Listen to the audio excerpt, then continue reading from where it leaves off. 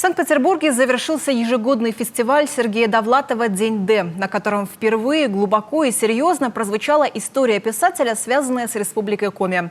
Наш национальный музей представил книгу «Лялькин город», а молодежный театр республики показал зрителям спектакль читки «Пишите письма», основанный на переписке солдата-срочника Сергея Довлатова и студентки Коми-пединститута Светланы Меньшиковой.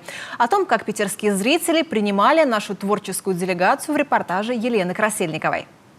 Одна из площадок фестиваля «День Д» – Вавилов Лофт, креативный арт-кластер в центре Петербурга на Васильевском острове. Почему же такое название? Потому что лофт занимает несколько зданий Государственного оптического института имени Сергея Вавилова. Именно в этом пространстве зрители и увидели сыктывкарский спектакль «Пишите письма» Сергей Довлатов. Эта постановка создана на основе переписки солдата-срочника Сергея Довлатова, охранявшего уголовников в Книжпоговском районе, и сыктывкарской студентки Светланы Меньшиковой. История, мало знакомая жителям Петербурга, действительно вызвала большой интерес у гостей Дня Д. Регистрация на события завершилась за несколько дней до фестиваля. Я читала, конечно, произведения Довлатова, все его, наверное, пожалуй. И сегодня я просто убедилась в его мастерстве, с которым он писал, начиная с юного возраста, с молодого. И вот эта книга – доказательство того, что его помнят и помнят его самое начало творчества. В зале замечаем наших земляков, которые сейчас живут в Питере. Для них спектакль – это тоже открытие своей малой родины. Есть свое ремесло у республики каждый. Ты узбек – хлопковод. Ты грузин – виноградарь. О, республика Коми, зловещий и страшный. О, республика Коми, концлагерь.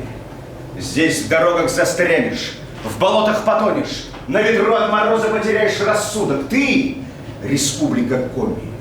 Охранник и сторож в числе остальных добродушных республик.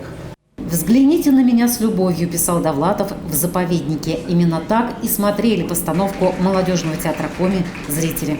Сегодня получился замечательный День Д именно с участием нашего спектакля, наших артистов, потому что это новая страничка для зрителя Санкт-Петербурга, для широкого зрителя, конечно же, эта история мало знакома. И представить ее так ярко, так искренне, так по-человечески, так романтично – это удалось. Спектакль «Читки» – часть масштабного проекта Национального музея Коми, который получил грант фонда Потанина «Музейный Оскар».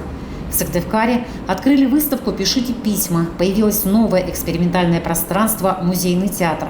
На фестивале вокруг Довлатова была представлена книга «Лялькин город». Адресат армейских писем Довлатова Светлана Меньшикова до сих пор живет в Сыктывкаре. Она не раз отмечала, что тронута до слез тем, как искренне музей подает эту тему. Она в целом восприняла идею этого проекта как-то по-доброму и открыто. И, в общем-то, мы так вот с ней вместе и идем по этому проекту. Она, в общем-то, такой полноправный участник этого проекта. Фестиваль «День Д» – это не только спектакли, выставки, экскурсии, лекции, кинопоказы. Например, во дворе Вавилов Лофта можно было помериться ростом с Довлатовым и даже заглянуть в его шкаф. Итак, перед нами шкаф Довлатова. Здесь напутствие писателя каждому из нас. Ну, например, открываю полочку 33-я. Читаем. Итак, благородство – это готовность действовать наперекор собственным интересам. Кафе включили в меню блюда в честь дня рождения писателя. Не остались в стороне и книжные магазины. В одном из них мы встретились с организатором фестиваля, историком Львом Лурье. В России много писателей сидело, так уж сложилось, но почти никто не охранял. И это дало им опыт, которого не было ни у одного из его сверстников. Я думаю, что он так выделился на их фоне, при том, что это были очень талантливые люди. В значительной степени из-за того, что он приобрел в Республике Коми.